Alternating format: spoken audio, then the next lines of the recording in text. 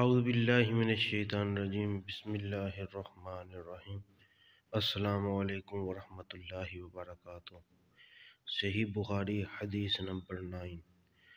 حضرت ابو ہریرہ رضی اللہ تعالی عنہ سے روایت ہے کہ جناب نبی کریم صلی اللہ علیہ وآلہ وسلم نے فرمایا کہ ایمان کی 60 سے کچھ اوپر شاخیں ہیں اور حیا بھی ایمان کی ایک شاخ ہے۔